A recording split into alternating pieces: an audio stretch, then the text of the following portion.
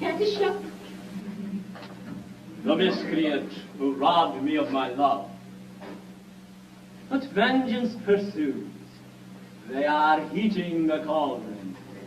Oh, Katisha, behold the suppliant at your feet.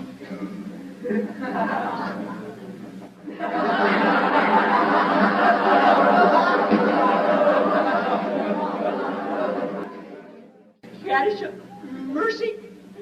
Mercy. Have you mercy on him? See here, you. You have slain my love. He did not love me, but he would have loved me in time. I am an acquired taste. Only the educated palate can appreciate me. And I was educating his palate when he left me. Oh, well, he is dead. And where shall I find another? It takes years to train a man to love me.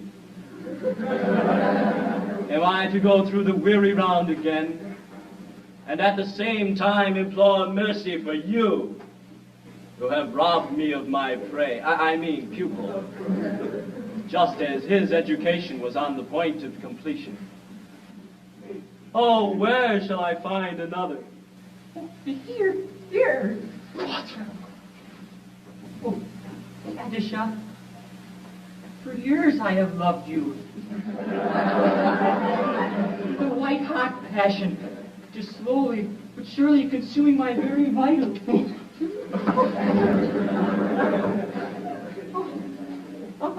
Shrink not from me.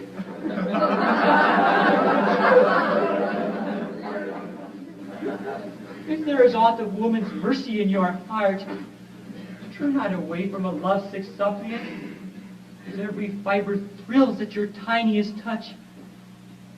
True it is, under a poor mask of disgust, I have endeavored to conceal a passion whose inner flames are broiling the soul within me. But the fire shall not be smothered. It defies all attempts at extinction.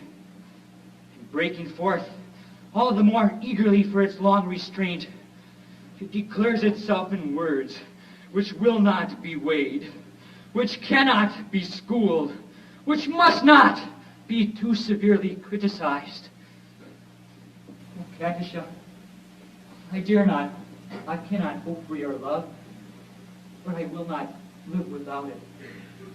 You, whose hands still reek with the blood of my betrothed, dare to address words of passion to the woman you have so foully wronged. Oh, I do. Accept my love, or I perish on the spot. Go to. Who knows so well as I that no one ever died of a broken heart? Oh, you do not know what you say. Listen.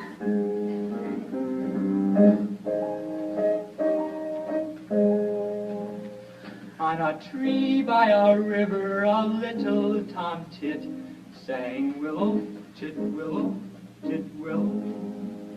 And I said to him, Dickie bird, why do you sit singing willow, tit willow, tit willow? Is it weakness of intellect, birdie, I cried, or a rather tough word in your little inside? With a shake of his poor little head, he replied, oh, willow, tit willow, tit willow.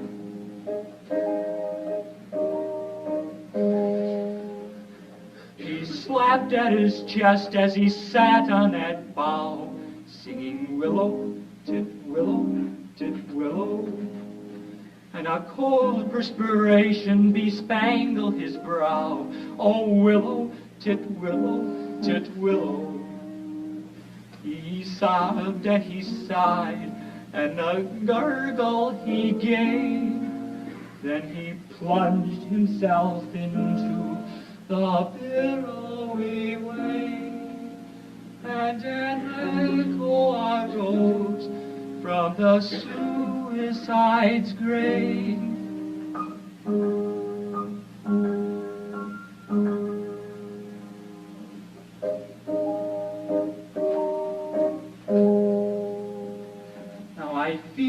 just as sure as I'm sure that my name isn't Willow, Titwillow, Titwillow. That was blighted affection that made him exclaim, oh Willow, Titwillow, Titwillow. And if you remain callous and obdurate, I shall perish as he did, and you will know why.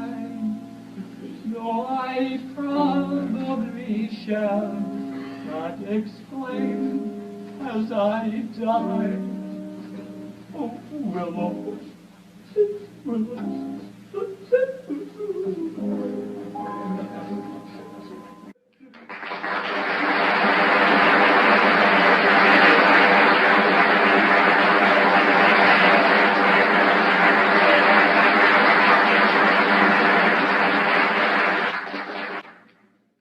Did he really die of love? He really did. All on account of a cruel little hen? Yes. Poor little chap. It's an affecting tale, and quite true. I knew the bird intimately. Did you?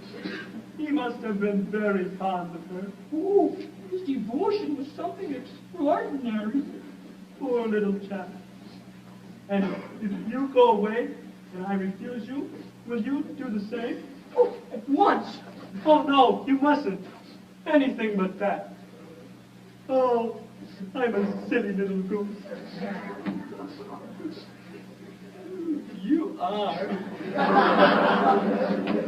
And you won't hate me because I'm a teeny-weeny bit bloodthirsty, will you? Oh, Katisha, is there not beauty even in bloodthirstiness? My idea, exactly.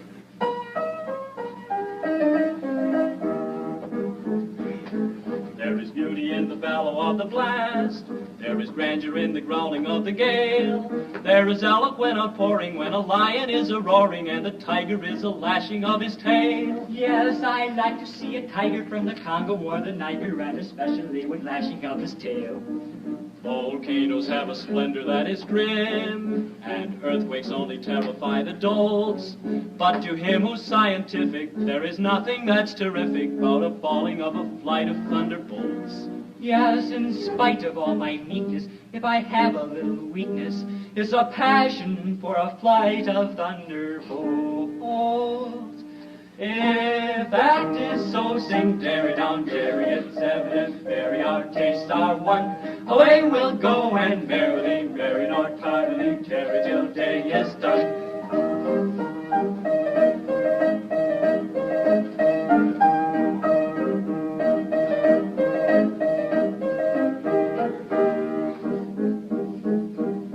There is beauty in extreme old age. Do you fancy you are elderly enough?